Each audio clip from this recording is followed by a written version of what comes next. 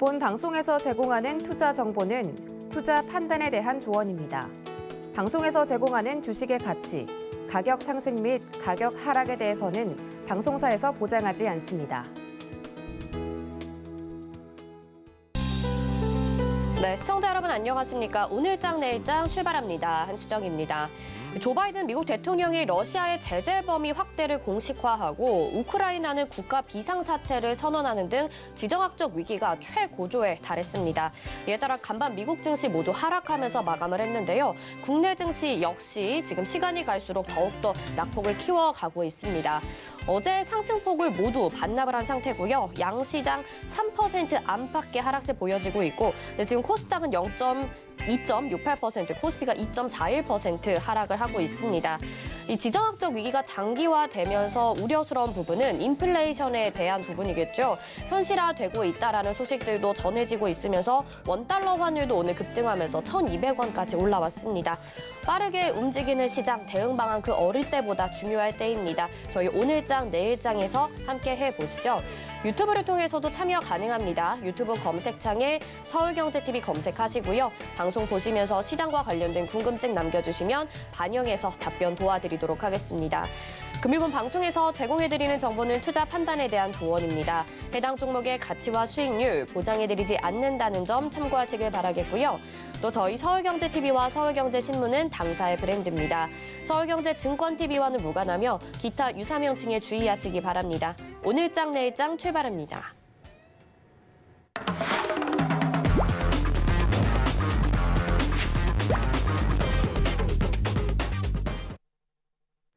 네, 첫 번째 순서는 이 시각 보도본부 순서입니다. 먼저 기자님 인사부터 나눠볼 텐데요. 경제산업부의 정세미 기자 전화 연결되어 있습니다. 기자님 나와 계십니까? 네, 안녕하세요. 네, 어떤 뉴스들 준비하셨을지 헤드라인 뉴스 화면으로 먼저 만나보겠습니다.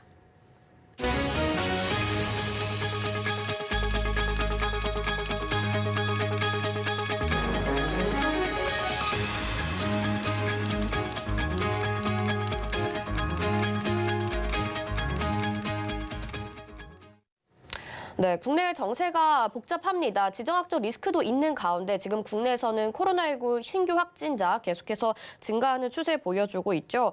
확진자가 이틀 연속 17만 명을 기록을 하고 있습니다. 자세한 내용 전해주시죠. 네, 중앙방역대책본부는 오늘 0시 기준 코로나19 신규 확진자가 17만 16명이라고 밝혔습니다. 전날보다 1,000명 이상 줄었지만 이틀 연속 17만 명대를 넘은 겁니다. 이는 일주일 전인 지난주 목요일의 9만 명대와 비교하면 1.8배가 됐고 2주 전인 10일보다는 3배 이상입니다. 확진자가 급증하며 위중증 환자도 빠르게 늘어나고 있습니다. 위중증 환자 수는 전날보다 69명 늘어나 이틀 연속 500명대로 집계됐는데요. 이달 중순까지 200명대를 유지했던 것과 비교하면 갑자기 2배 이상 많아진 겁니다. 이에 따라 전국 코로나19 중증 병상 가동률도 40% 가까운 수준으로 높아졌습니다. 사망자도 급증했습니다. 전날 99명이 사망한 데 이어 이날은 82명의 사망자가 발생했습니다. 누적 치명률은 0.31%입니다. 특히 이날 사망자 가운데 9세 미만 사망자도 2명 포함됐습니다. 이에 따라 0세에서 9세 사망자는 총 5명으로 늘었습니다. 네, 이 오미크론 변이로 인해서 확산 속도가 급격히 빨라지고 있는 상황인데요. 정부가 당초에 하루 27만 명까지 나타날 수 있다고 예측을 했습니다. 근데 지금 이런 상황이라고 본다면 그 이상으로 늘어날 수도 있는 거 아닌가요? 네, 말씀하신 대로 최근 신규 확진자가 직전주보다 약 2배씩 늘어나는 더블링 현상이 이어지고 있습니다. 때문에 유행 정점 전망치도 점차 높아지고 있는데요. 최근에 33만 명 이상의 확진자가 나올 수 있다는 연구 결과도 공개됐습니다. 국가수리과학연구소는 감염 재생산 지수가 1.67일 경우 일일 확진자 수가 일주 뒤 21만 명, 이후 2주 뒤 33만 명에 달할 수 있다고 전망했습니다. 한편 전날 하루 선별진료소의 통합검사는 약 49만 건이 진행됐습니다. 양성률은 30.9%인데요.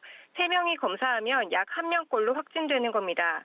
코로나19 백신 접종 완료율은 0시 기준 86.4%입니다.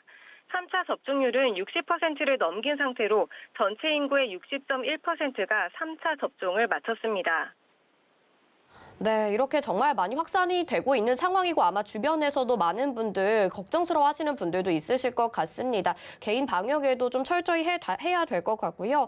다음 소식으로 넘어가 보겠습니다. 오늘 한은이 기준금리 동결을 결정했습니다. 오미크론 여파도 있을 거고요. 금리 인상에 대한 부담감을 지금 작용한 것 같은데 물가와 관련해서 선제 대응했다라고 봐야 될까요? 네, 한국은행 금융통화위원회가 오늘 오전 통화정책방향 회의를 열고 현재 1.25%인 기준금리를 유지하기로 결정했습니다. 기준금리는 지난해 8월 15개월 만에 0.25%포인트 오른 데 이어 11월과 올해 1월에도 0.25%포인트씩 두 차례 잇따라 상향 조정됐습니다. 이번 동결로 사상 첫 세 차례 인상은 피하게 됐습니다. 사실 최근 물가 상승 압력이 워낙 크기 때문에 상향 조정 예측도 있었습니다. 코로나19 상황과 우크라이나 사태 등으로 불안한 경기 회복세를 고려할 때 세 차례나 잇따라 올리는데 부담을 느낀 것으로 보입니다. 특히 이미 많이 오른 시장 금리를 더 자극할 가능성도 있고요. 대출이자 인상으로 이어져 일반 가계나 자영업자의 이자 부담을 키울 우려도 있었습니다. 다만 일부 전문가들은 대선이 끝나고 새 한은 총재가 주재할 4월 또는 5월 회의에서는 기준금리가 한 차례 추가 인상될 가능성이 크다고 보고 있습니다. 인플레이션 우려가 크기 때문인데요. 이번 금통위 동결에 따라 한국의 기준금리와 미국 연준 기준금리 격차도 1에서 1.25%포인트로 유지됐습니다. 네, 이런 반면에 또 소비자 물가 상승률 전망치는 올려잡았다고 합니다. 이 소비자 물가 상승률이 3%대가 된 거는 2012년 처음이라고 하던데요. 네, 한은은 오늘 발표한 수정 경제 전망에서 올해 소비자 물가 상승률을 3.1%로 제시했습니다. 이는 지난해 11월 발표한 기존 전망치보다 1.1%포인트나 높은데요. 한은이 소비자 물가 상승률을 3%대로 내놓은 건 10년 만입니다. 내적으로는 올해 1월 소비자 물가 상승률 등이 영향을 끼친 것으로 보이고요. 이외에 배럴당 100달러에 근접한 최근 국제 유가와 여전한 글로벌 공급 병목 현상 등을 반영한 결과로 해석됩니다. 미래 인플레이션 압력도 큰 편입니다. 이달 소비자 동향 조사에서 향후 1년의 소비자 물가 상승률 전망값에 해당하는 기대 인플레이션율은 2.7%로 나타났습니다. 이는 1월의 2.6%보다 0.1%포인트 더 높아진 겁니다. 다만 큰 폭의 물가 상승률 상향 조정에도 한은의 올해 경제 성장률 전망치는 3.0%로 변화가 없었습니다. 수출 호조와 재정정책 지원 효과 등을 고려한 것으로 보이는데요. 이외에 내년 소비자 물가 상승률과 성장률은 각 2%와 2.5%로 전망했습니다. 네, 알겠습니다. 마지막 소식 보겠습니다. 정부가 저공해차에 대한 세제 지원 체계를 다듬었다고 하는데요. 이에 따라서 개소세 감면 정책도 조금 달라진다고요? 네, 홍남기 부총리 전 기획재정부 장관이 오늘 오전 정부 서울청사에서 혁신성장 빅3 회의를 열었습니다. 우선 LPG와 CNG 차량을 2024년부터 저공해차에서 제외하는 방안을 추진하고요. 하이브리드 차량은 2025년 또는 2026년부터 저공해차에서 빠지게 됩니다. 현재 정부는 전기차와 하이브리드차, 친환경 내연차를 이 저공해차로 분류해 지원하고 있습니다. 앞으로 2에서 3년간의 개편 작업을 거쳐 전기 수소차만 저공해차에 남기겠다는 겁니다. 다만 하이브리드 차의 경우 온실가스 저감 효과와 가격 경쟁력 등을 고려해 이 부품업체 지원은 이어나가겠다는 입장입니다. 또 하이브리드와 수소차에 대한 개별 소비세 감면이 올해 말까지 적용될 예정이었는데요. 이번 개편과 연계해 기한을 2024년 말 또는 2025년 말까지 연장하는 방안도 검토됩니다. 이대로 진행될 경우 기존보다 2년에서 3년 더 개소세 혜택을 받게 됩니다. 네, 미래차 시대를 앞당기기 위한 조치로 볼 수 있을 것 같은데요. 여기에 더해서 반도체 업계에 대한 대응책도 논의를 했습니다. 밀착 지원을 위한 투자 계획을 발표했다고요. 네, 미래차와 바이오 헬스, 시스템 반도체 분야에 대한 투자도 이어갑니다. 이 빅3 영역에 총 66조 원 규모의 민간 설비 투자를 집행합니다. 홍 부총리는 오늘 회의에서 최근 미국과 일본, EU 등에서 공급망 보강이 치열해지고 있다고 진단했습니다. 이외에도 자국 산업 중심 지원 정책과 삼성과 인텔 등 주력 기업들의 대규모 투자 등이 많아져 더욱 적극적인 대응이 필요하다고 밝혔는데요. 이에 정부는 올해 자동차 7조, 반도체 57조, 의약품 1조 원의 민간 설비 투자를 추진합니다. 특히 반도체 산업에서 팹리스 파운드리와 반도체 미래차 등 기업 간 산업 간 협력 생태계를 만들어 이 취약 분야 집중 보강에 주력하겠다고 강조했습니다. 네, 기준금리 동결부터 계속세 연장 소식까지 들어봤습니다. 정세미 기자와 함께했습니다. 고맙습니다. 감사합니다. 네, 이 시각 보도본부 살펴보셨습니다. 이어서는 오늘 시장 들여다봐야겠죠. 이 시각 시황 브리핑 김혜연 캐스터가 전해드립니다. 안녕하십니까. 캐스터 김혜연입니다. 오늘 국내 증시는 양대 시장이 모두 하락을 하고 있습니다. 국내 증시뿐만 아니라 글로벌 증시 전반적으로 힘든 모습이 나타나고 있죠. 전쟁에 대한 우려감이 커지면서 일본 니케이 지수는 1년 3개월 만에 최저치 기록을 했다라고 합니다. 미증시도 전일 3대 지수가 모두 1%가 넘는 하락폭 보이면서 마감을 했습니다. 그럼 이 시각 지수 상황부터 살펴보도록 하겠습니다. 코스피 지수가 오늘 하락 출발을 했습니다. 오후장 들어서 낙폭 더욱더 키워나가고 있고요. 오늘 시가총액 상위 종목단에서는 상승하는 업종을 찾기가 힘든 상황입니다. 현재 2.37% 낙폭 보여지고 있고요. 2655포인트대에서 거래되고 있습니다. 이어서 코스닥 지수 확인해 보시죠. 코스닥 지수도 오후장 들어서 낙폭이 더욱더 커져 나가고 있는 상황입니다. 전일 강세 보였던 2차 전지 관련주들, 게임주들도 하루 만에 하락으로 전환하게 되면서 현재 이 시간 3% 가까운 낙폭 보여지고 있습니다. 2.63% 밀려난 854포인트대에서 거래되고 있습니다. 이어서 수급 상황도 확인해 보시죠. 개인의 매수세만이 강하게 들어오고 있는 상황이고요. 기관과 외국인은 매도폭을 키워나가고 있습니다. 기관은 현재 5,787억 원 매도하고 있고요. 외국인은 5,958억 원 매도세 보여집니다. 이어서 코스닥의 수급 상황도 확인해 보시죠. 기관과 외국인이 현재 매도세 보여지고 있습니다. 다행히 기관이 현재 매도폭을 소폭이나마 축소해 나가주고 있는데요. 현재 433억 원 매도하고 있습니다. 외국인은 1,603억 원 매도 우위 보여지고 있습니다. 이어서 오늘 상승하는 업종 테마도 살펴보도록 하겠습니다. 에너지 관련주들만의 오름세가 눈에 띄는 상황입니다. 러시아와 우크라이나 간의 갈등이 최고조에 달하고 있는 상황입니다. 블링켄 미 국무부 장관은 오늘 밤을 넘기기 전에 러시아가 침공을 시작할 것이란 이야기 나왔죠. 이 같은 발언에 미 선물지수 낙폭을 면치 못하고 있는 상황이고요. 우리 국내 증시도 영향을 받으면서 에너지 관련주들만이 5거래일 연속 상승세를 가져가주고 있습니다. 우크라이나는 러시아에 있는 자국민에게 러시아를 떠날 것을 요구하기도 했죠. 상황은 점점 무력 충돌로 이어질 수 있다라는 분위기가 연출이 되고 있는데요. 다만 여기서 블링켄 장관이 말하는 침공이 분리주의자들이 있는 지역에 러시아 군인이 진입을 하는 건지 아니면 또 다른 국경을 넘어서는 건지에 대해서는 구체적으로 밝혀진 바는 없다라고 합니다. SK가스 현재 12%대 급등 흐름 보여지고 있고요. 중앙에너비스 상한가 진입을 했습니다. 극동 유화도 현재 14%대 강세 가져가주고 있습니다. 이어서 오늘 하락하는 업종 테마도 살펴보도록 하겠습니다. 2차 전지 관련주들 사이에서 낙폭 보여지고 있습니다. 전쟁에 대한 우려감이 커지면서 투자 심리가 다소 위축이 된 것도 있고요. 여기에 테슬라와 악재가 잇따라 발생하게 되면서 관련주들이 힘을 받지 못하고 있는 상황입니다. 테슬라가 이유 없는 급제동 현상이 나타나게 되면서 미국 도로교통안전국으로부터 조사를 받게 됐다라고 합니다. 여기에 포르쉐의 IPO까지 앞두고 있어서 테슬라 전일 7%대 하락세 보여졌습니다.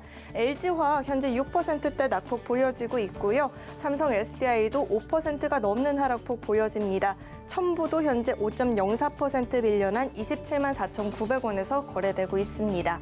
이어서 증시 탑10 확인해 보도록 하겠습니다.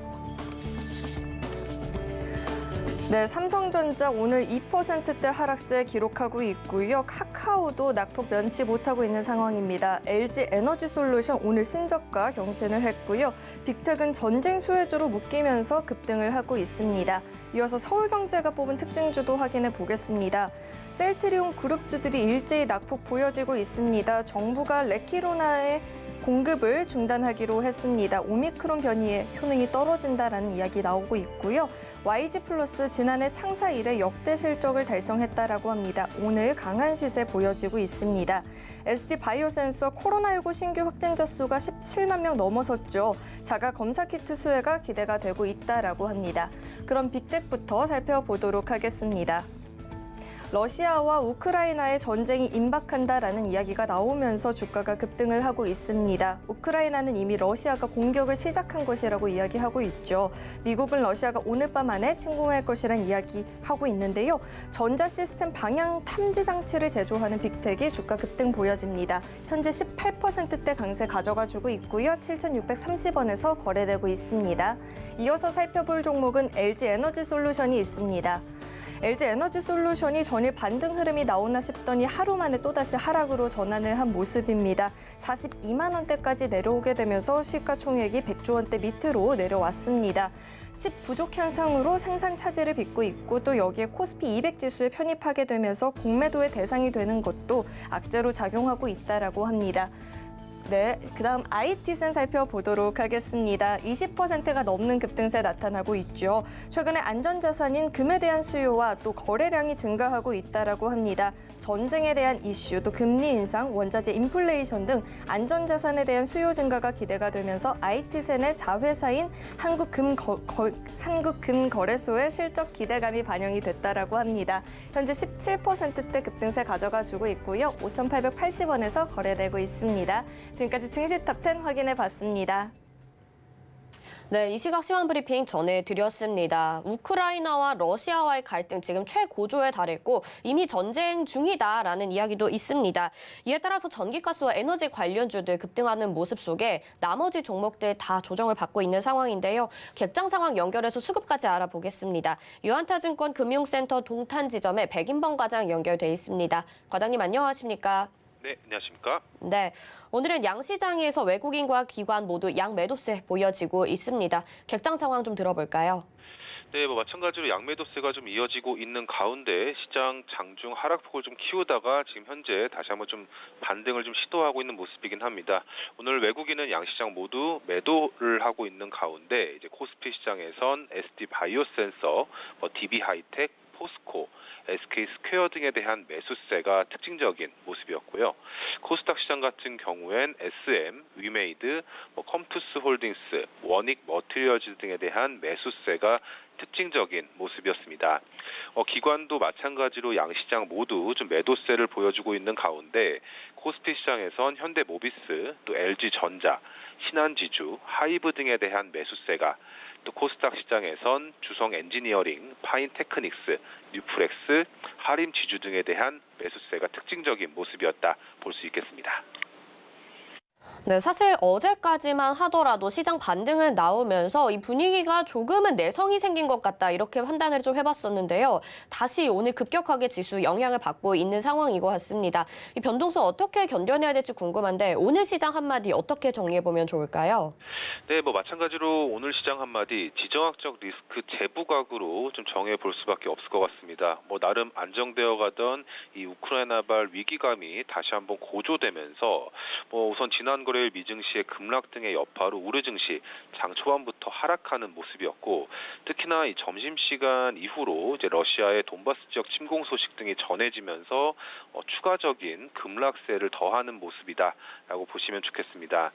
일단 예상하기는 어렵겠지만 어느 정도 나올 만한 악재는 이제 거의 다 나온 것이 아닐까라고 조심스레 추측해봐야겠지만 현재 시점에서는 어렵겠지만 손절보단 보유 관점으로 또 신규 매수 같은 경우에도 이제 무조건적인 관망보다는 분할 매수는 오늘과 내일 정도에는 한 번 정도는 해볼 만한 구간이지 않을까라고 생각해볼 수가 있을 것 같습니다.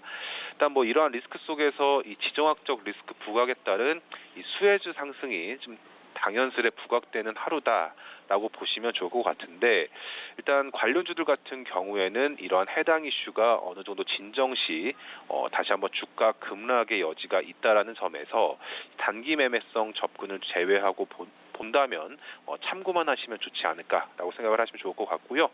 오늘 시장에서 정유가스 업종의 일부 업종 상승세 좀 눈에 띄고 있는 모습인데 우선 국제 유가의 상승세가 좀 유지가 되고 있다라는 점, 또 거기에 잘 아시듯 이 노드스트림 2와 관련된 이 추가 제재 역시도 좀 부담으로 작용하면서 원유 그리고 가스 관련주 일부가 강세를 보여주고 있는 모습입니다. 이 같은 이 요인 등의 오늘 대성 에너지, SK 가스, GSE 등의 이런 주가 강세가 좀 선별적으로 나타났던 모습이었다라고 보시면 좋을 것 같고요. 그리고 그리고 이번 이 우크라이나 관련 이슈에서 또 다른 이슈로도 주목받는 것이 바로 곡물 관련주다라고 보시면 좋을 것 같습니다. 이 우크라이나와 러시아 이 대표적인 곡물 생산 국가 겸 수출 국가다라고 보시면 좋을 것 같은데 이 수치만 보더라도 우크라이나는 연간 2,400만 톤 정도를 미국에 판매를 하고 있고 러시아 역시도 약 3,600만 톤의 밀을 미국에 수출하고 있는 상황입니다.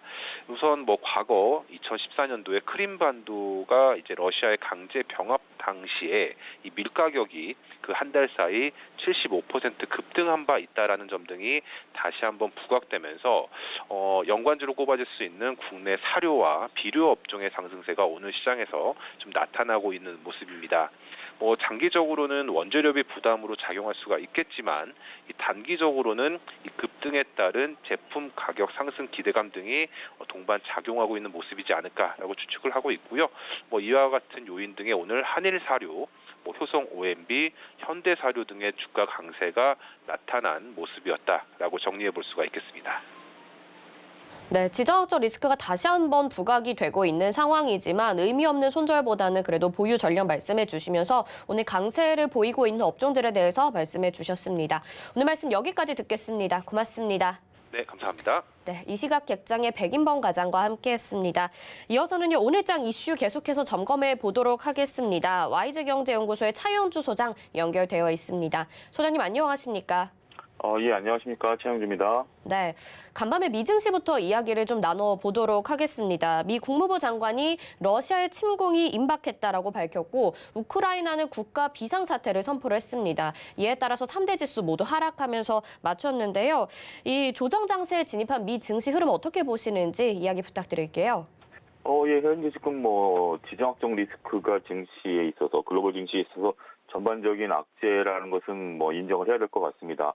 일단 지금 우려했던 군사 도발이 시작이 되는 것으로 알려지고 있기 때문에 이러한 것들이 시장을 좀 짓누르고 있다라고 보는데요.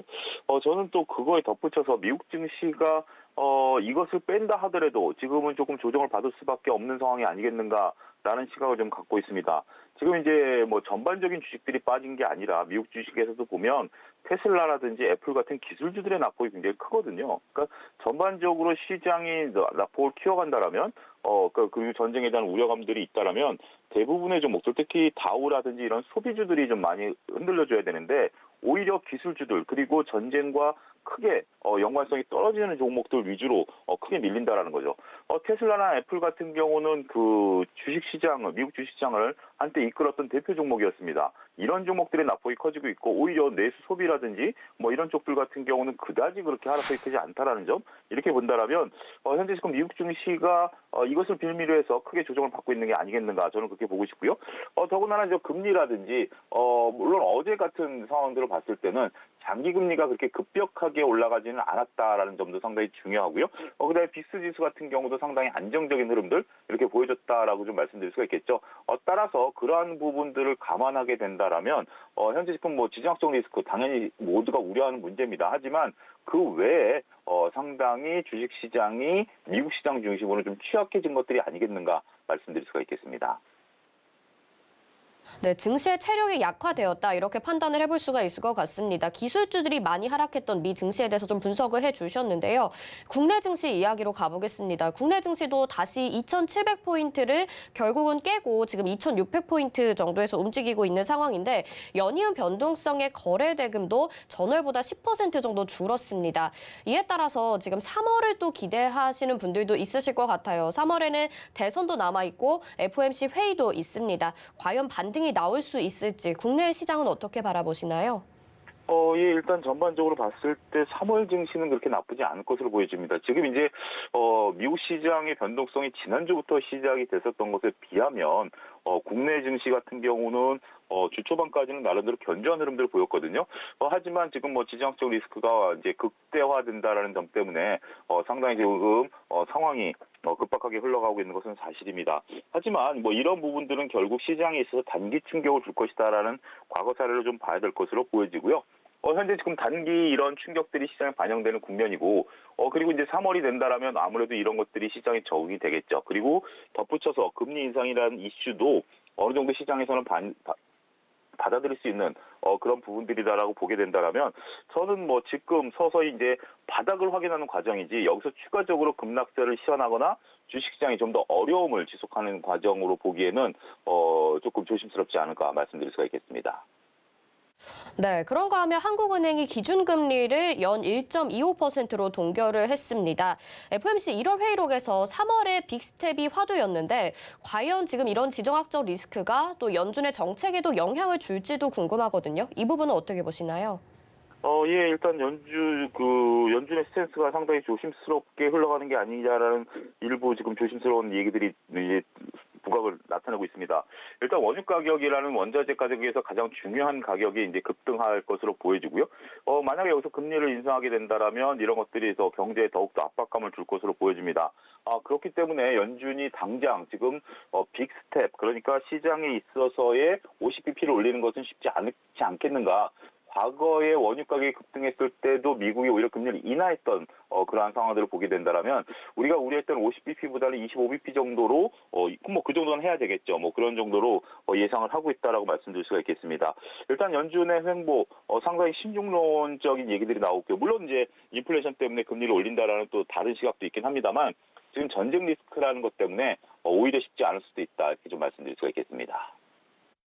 네, 알겠습니다. 이번에는 업계 이야기로 넘어가 보도록 하겠습니다. SK텔레콤이 삼성전자와 진화한 5G 기술을 선보인다고 합니다. 스페인에서 열리는 세계 최대 모바일 전시회에서 이 기술을 소개할 예정인데요. 원격 로봇이나 자율주행에도 적용이 가능한 것으로 알려져 있습니다. 자세한 내용 좀 알려주시고요. 이 업계에 미치는 영향은 어떻게 보시나요?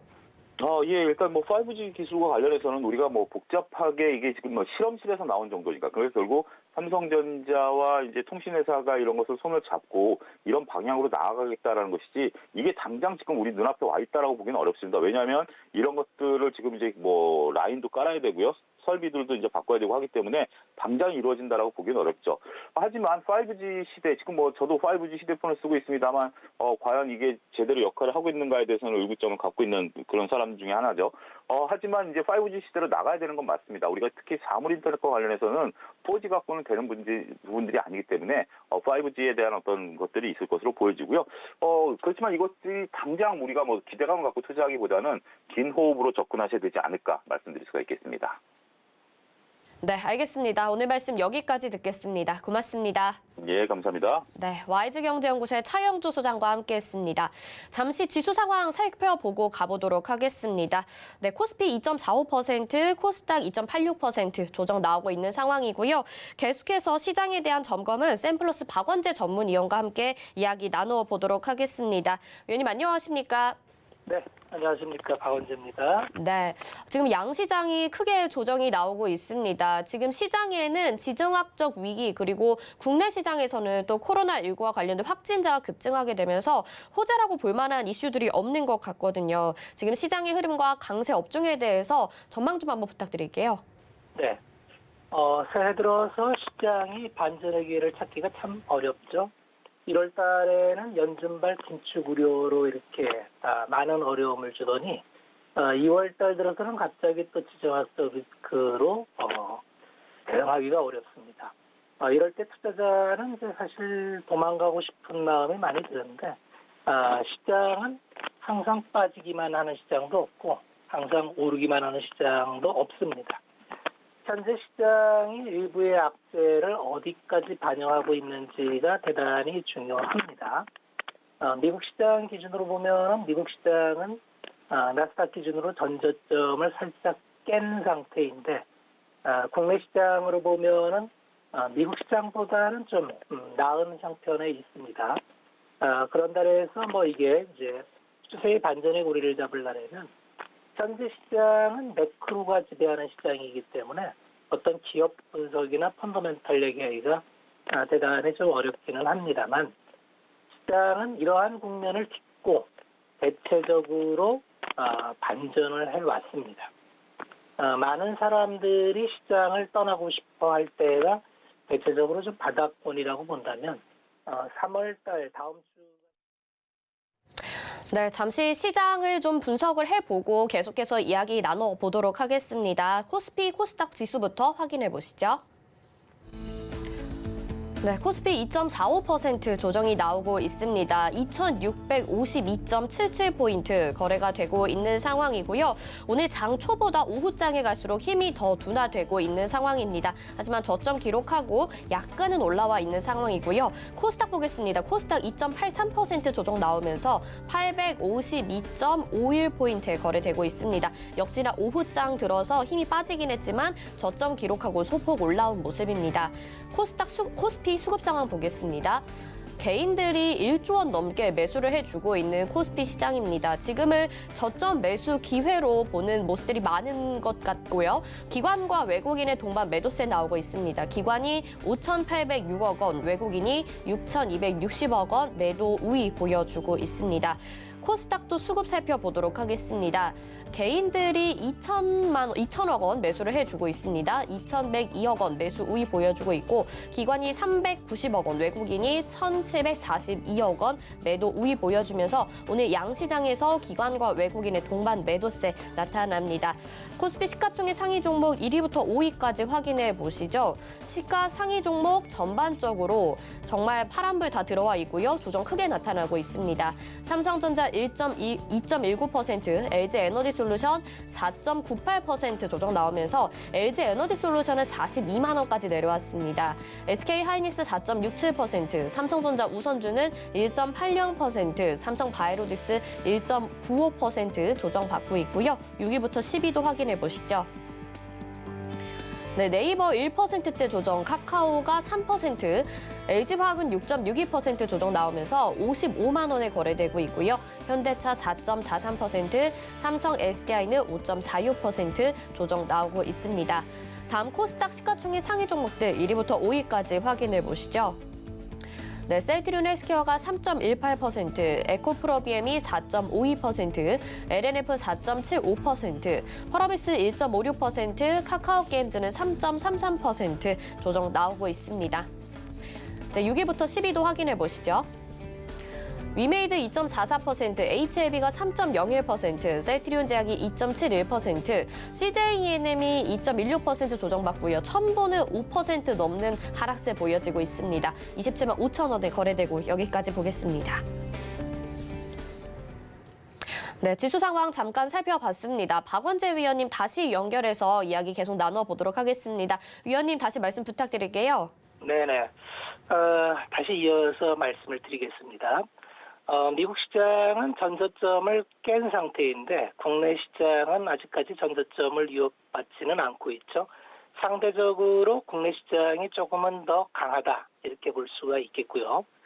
지금 시장은 매크로가 지배하는 시장이기 때문에 오늘 시장에서도 확인되다시피 오르면은 다 오르고 떨어지면 다 떨어지는 장이라서 딱히 투자자가 대응할 방법이 마땅치가 않습니다.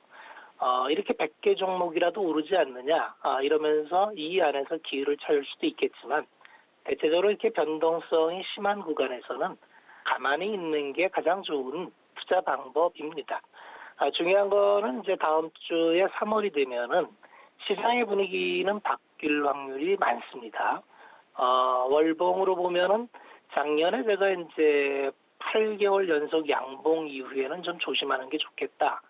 이런 말씀을 드린 이후에 지금 8개월 연속 다시 하락이에요. 이 얘기는 이제 가격 조정이나 기간 조정이나 얼추 이제 받을 만큼은 받았다. 이렇게 보면 되고요. 중요한 거는 이제 모멘텀이 나타나야 되는데 지금 당장은 모멘텀이 안 보이죠.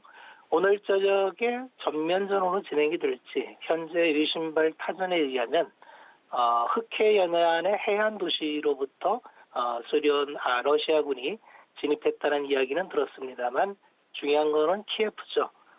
수도에 전면적으로 진군을 하느냐, 전면전으로 가느냐가 중요한 포인트고요. 만약에 전면전으로 가지 않고 돈바스 지역에서 머무르는 작전 수행에 머무른다면 경로는 좀 복잡하겠지만 해결 수순으로 가는 걸로 봐야 됩니다.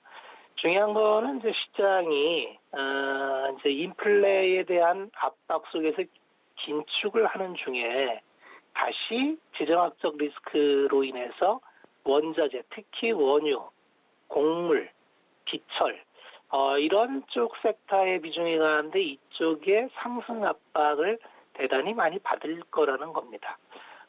이러한 국면에서는 기업을 고를 때 가격 전가가 굉장히 중요합니다. 가격 전가가 되는 쪽에 머물러야지 꿈만 갖고 있는 기업에 들어갔다가는 자칫 잘못 짚으면은 커다란 손실로 이어질 수가 있기 때문에 대체적으로 이제 가격 전가가 원활한 쪽은 대체적으로 소재 쪽이 원활합니다. 철강 같은 경우가 이제 최근 들어서 강종에 관계없이 전체적으로 올리고 있죠. 유연탄 가격도 오르고 있습니다만 그 가격 상승분에 비해서 그대로 가격 전가가 이루어지고 있기 때문에 결국은 기업의 매출과 이익이 훼손되느냐 안 되느냐가 굉장히 중요합니다. 두 번째는 어차피 금리 인상도 지금은 추세죠. 금리 인상의 수혜를 받는 금융주에 머물러 있으면 이런 국면에서 크게 타격을 받을 일은 없습니다. 세 번째는 유가가 지금 오늘 96불을 넘나들고 있는데 이제 곧 100불을 타치한다 이런 얘기가 나오고요. 고유가가 정착돼서 평균 유가가 100불대에 머무르게 되면 경제 전망도 아마 수정이 불가피할 겁니다. 이렇게 되면은 죽어있던 유전이 개발될 수가 있죠. 요새 세일 리구스가 많이 늘어나고 있는데 이러면 유정형 강관이나 또 그동안에 그 고유가 이후에 멈춰있던 해양 플랜트 쪽도 다시 재개될 수가 있습니다. 그래서 이런 쪽으로 관심을 갖는 것도 지금 국면에서는 바람직하겠다. 또한 러시아에서 유럽으로 PNG가 막히면은 결국 미국발 천연가스 LNG가 유럽으로 향할 수밖에 없습니다. 그렇게 되면은 탱커선이 당연히 수요가 늘어날 거고요. 이 탱커선을 중심으로 해서 LNG 발주가 이루어지는 조선 섹터나 상선 이런 쪽도 우리가 주목해 봐야 된다. 결국은 지금 시장의 매크로 이슈는 지나가는 이슈이고요. 이 이슈가 끝났을 때 투자자들은 어느 쪽에 줄을 서서 다음에 상승, 가격 회복을 기다릴 것인가 이런 쪽의 전략을 잘 세워서 이 위기 이후의 기회를 잡을 수 있는 그러한 시간으로 만들었으면 좋겠습니다. 네, 오늘 방송은 여기까지 전하겠습니다. 네, 잠시 연결 상태가 고르지 못했던 점 시청자분들의 양해 부탁드리겠고요. 이런 이슈가 지난 이후에 어떤 업종이 가격 상승을 가져올 것인지 박원재 위원님께서 힌트를 좀 주셨습니다. 함께하고 싶으신 분들 샵 0082번으로 박원재 세 글자 보내주시기 바랍니다. 노란톡으로 저희가 안내 도와드리겠습니다. 위원님 말씀 감사합니다. 네, 고맙습니다. 네, 샘플러스 박원재 전문위원과 함께했습니다. 이어서 이슈 칼럼으로 이어집니다.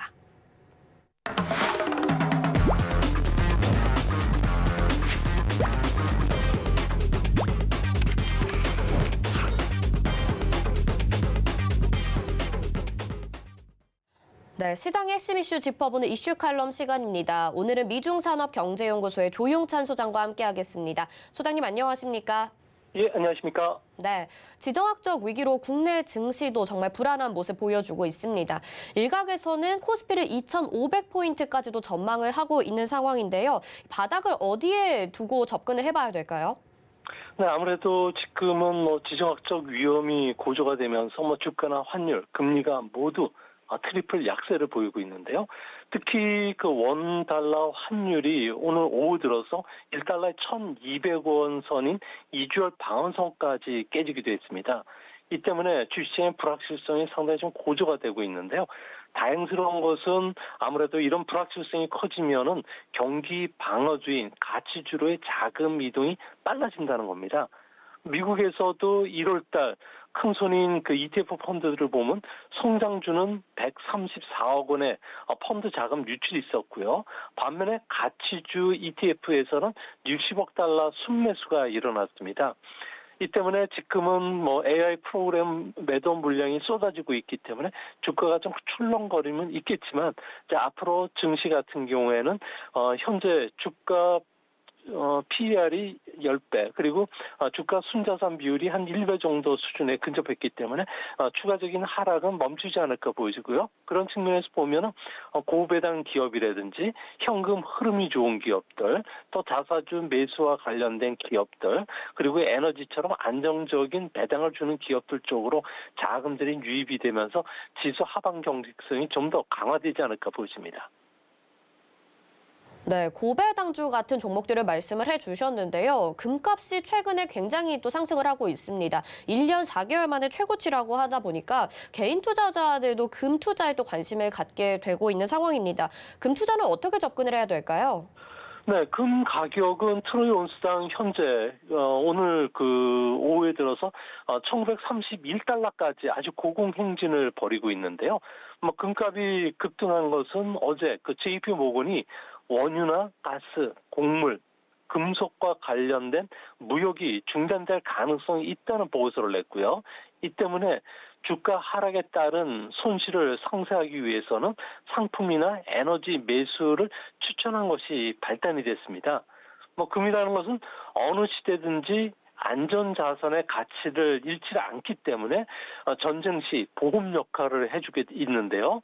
현재 금 가격에는 전쟁 프리미엄이 포함이 되어 있는데 이제 앞으로는 세계 금융시장의 큰 손인 ETF, 연기금 펀드 쪽에서 위험 자산을 줄이고 금과 같은 안전 자산에 대한 투자 확대에 좀 더 적극적으로 나올 수 있다는 점에서 이제 투기 수요에 의한 금 가격 상승 요인이 남아 있다는 점에서 앞으로 좀 더 상승할 가능성은 있을 거로 보여집니다.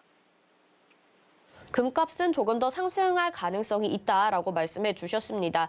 지금 3월에 금리 인상이 눈앞에 다가온 상황입니다. 근데 유가까지 또 치솟고 있기 때문에 리먼 쇼크와 같은 사태가 금융시장에 충격을 주지 않을까라는 생각도 들거든요. 이 부분은 어떻게 보시나요?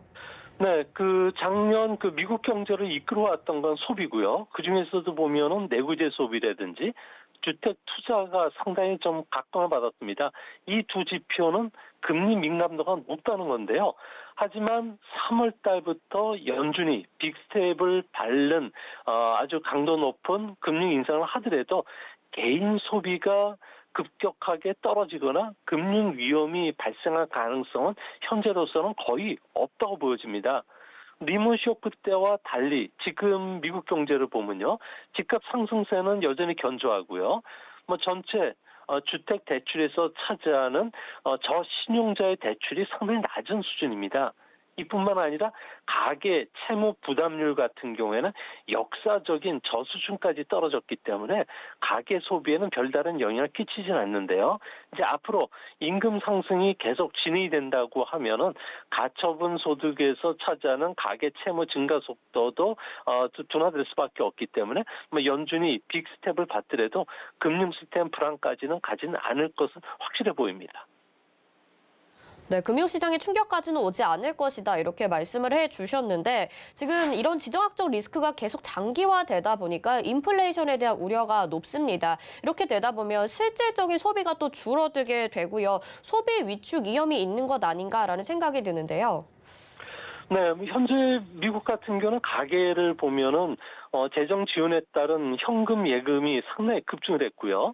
주가 상승에 따른 자산 효과까지도 일어나면서 가계 재무제표는 그 어느 때보다도 아주 튼튼한 상황입니다. 코로나 기간이죠. 2000년 3월 말부터 2021년 9월 달까지 미국의 GDP는 명목이죠. 23조 달러 정도가 되는데 가계 금융 자산은 무려 27조 5천억 달러, 그러니까 4조 5천억 달러가 더 많이 증가를 했습니다. 아무래도 주가 상승도 있었고요. 로빈훗과 같은 온라인 계좌 보급에 따라서 개인들 같은 경우에는 위탁 주식 계좌의 평가 금액이 무려 14조 달러 정도에 달합니다. 여기에 현금 예금도 3조 달러 정도가 되고 있는데요. 이 때문에 부채가 좀 앞으로 조금 더 증가를 하더라도 또 FRB가 금융 정책을 정상화하더라도 아무래도 소비를 위축시킬 정도는 되지는 않을 것으로 보여진다는 점에서 우리나라의 대미 수출이라든지 세계 경제의 소비 위축 현상은 찾아오지는 않을 것은 분명히 보입니다. 그런데 미국 시장 같은 경우에는 지금 이런 지정학적 리스크에 더해서 금리 인상에 대한 얘기까지 나오면서 계속 조정이 좀 길어지고 있는 상황입니다. 일각에서는 장기 금리가 2.4% 전후까지 올라갈 것이라고 전망을 하고 있는데요. 미 증시는 조정이 어느 정도까지 나오게 될까요? 네, 현재 미국 S&P 500 지수의 예상 그 주가 수익 비율은 20배 전후인데요. 뭐 연초가 22배였으니까 거품은 빠지긴 했지만 미국 그 월가 쪽에서는 아직은 좀 비싼 수준이 아닌가 하는 이야기들이 나오고 있습니다. 뭐 다행히 올해 연말까지 장기 금리가 2.4%까지 증시가 견딜 수 있는 수준까지 상승한다면은 기업 실적이 워낙 견고하기 때문에 현재 S&P 지수로 따져서는 예상 그 주가 수익 비율이 14.5배에서 18배 정도 수준이 되는 3,500이나 4,500선까지는 충분히 여기서는 안정이 될 수 있다고 보고 있고요. 다행히 인플레이션이 잡히면서 연말에 장기 금리가 2.1%까지 떨어진다면 주가는 4,800선까지도 상승할 수 있을 거로 보여집니다. 결국 3월 FOMC에서 연준이 이제부터 빅스텝을 밟을지 아니면 시장에 충격을 주지 않는 베이비 스텝으로 갈지 여기에 따라서 주가 방향도 결정이 될 것으로 보여지는데요. 아무래도 지정학적 위험 때문에 연준이 베이비 스텝을 밟을 가능성이 현재로서는 더 높지 않나 이렇게 보여집니다. 지금 FOMC 회의 전까지 이렇게 이야기를 좀 전망을 해주셨습니다. 네, 지정학적 리스크 지금 2014년 러시아가 크림반도 병합 때보다 더 충격이 클 것이다라고 골드만삭스가 전망을 했습니다. 우크라이나 리스크 충격은 어느 정도인가요? 네, 현재 카멜라 해리슨 미국 그 부통령 같은 경우에는 유럽에서 2차 세계대전 이후에 가장 위험한 전쟁 상태라고 경고까지 했는데요. 조금 전 푸틴 대통령이 우크라이나에 대한 군사 작전을 선포했습니다. 군사 충돌이 현실화되고 있는데요. 러시아 같은 경우에 이번 침공은 유럽에서의 그 1991년 이후에 힘의 균형을 만회하기 위한 이런 도발입니다. 미국으로부터는 동진 정책을 포기하라는 이런 그 압박을 하면서 포기까지는 계속 군사적 긴장 관계를 고조시킬 것으로 보여지는데요. 이 때문에 상품이나 곡물 가격 그리고 공급망 훼손에 따른 글로벌 인플레이션이 고착화될 가능성이 현재로서는 상당히 높은 게 더 증시에서는 걱정입니다. 러시아 같은 경우에는 세계 석유 수출의 3위 국가고요. 천연가스는 2위 국가입니다. 또 팔라듐이라고 하는 그 희귀금속 같은 경우에는 우크라이나하고 러시아가 전 세계 공급량의 75%를 차지하는데 이 부분이 그 공급이 막히게 되면은 자동차 배기 정화라든지 휴대전화, 반도체 센서에 들어가는 그 부품을 구할 수가 없기 때문에 현재 가격이 2주간에 20%나 급등을 했습니다. 이 때문에 그 앞으로 니켈이나 알루미늄, 요소비료, 반도체 소재와 관련해서도 가격이 급등할 가능성이 크고요. 또 밀이나 옥수수는 러시아와 우크라이나가 전 세계 무역량의 25%를 차지한다는 점에서 아무래도 세계 경제에 부정적인 영향을 끼칠 수밖에 없지 않나 이렇게 보여집니다. 네, 그렇다면 향후 이 지정학적 리스크 우크라이나 사태에서 더 주목을 해봐야 될 점은 어떤 걸까요? 네, 서방과 러시아 같은 경우에는 지금 치킨 게임을 하듯이 서로 갈등을 좀 고조시키고 있는 상황입니다. 아무래도 미국이 그 나토의 군사 훈련이라든지 동유럽에 배치됐던 중거리 미사일 배치를 초래할 때까지는 아무래도 이런 위험은 고조가 될 수밖에 없는데요. 이 때문에 그 전 세계적으로는 전면전이 일어날 가능성을 경고하고 있지만 전면전은 일어나지는 않을 것으로 보여집니다. 아무래도 천문학적인 군사비가 들어가기 때문에 그런데요. 러시아의 명목 GDP 규모는 1,800조 원 정도밖에 안 됩니다. 우리나라가 2,166조 원이 되니까 우리나라보다도 366조 원 정도 적고요. 미국 경제 규모에 비해서는 14분의 1입니다. 또 국방비도 러시아는 67조 원 정도밖에 지출을 못하는데 미국 같은 경우는 국방비가 그야말로 천조 국가이기 때문에 그런데요. 이 때문에 장기전을 펼쳤을 경우에 러시아는 희망이 없습니다. 대신 러시아 같은 경우에는 국경 지역에 소규모 무력 행사를 한다든지 내란을 좀 부추긴다든지 또 친서방 정권을 좀 전복시키고 친러 정권 수립에 나서는 이런 전략을 쓸 가능성이 크다는 점에서 앞으로 전면전보다는 이런 국지적인 상황 속에서 인플레이션 압력이 더 커지는 게 더 증시로서는 더 불확실성을 고조시키지 않을까 보여집니다. 네, 알겠습니다. 오늘 말씀 여기까지 듣겠습니다. 고맙습니다. 예, 감사합니다. 네, 미중산업경제연구소의 조용찬 소장과 함께 이야기 나눠봤습니다. 이 전면전까지는 가지 않을 것이다라는 전망들이 많았었는데 지금 우크라이나를 침공했다라는 소식이 전해지고 있습니다. 계속해서 지켜봐야 될 것 같고요. 저희도 속보 계속 전해드리도록 하겠습니다. 본 방송에서 제공해드리는 정보는 투자 판단에 대한 조언입니다. 해당 종목의 가치와 수익률 보장해드리지 않는다는 점 참고하시길 바라겠고요. 또 저희 서울경제TV와 서울경제신문은 당사의 브랜드입니다. 서울경제증권TV와는 무관하며 기타 유사 명칭에 주의하시기 바랍니다. 잠시 후 마감 이반 60분의 승부로 다시 돌아오겠습니다. 고맙습니다.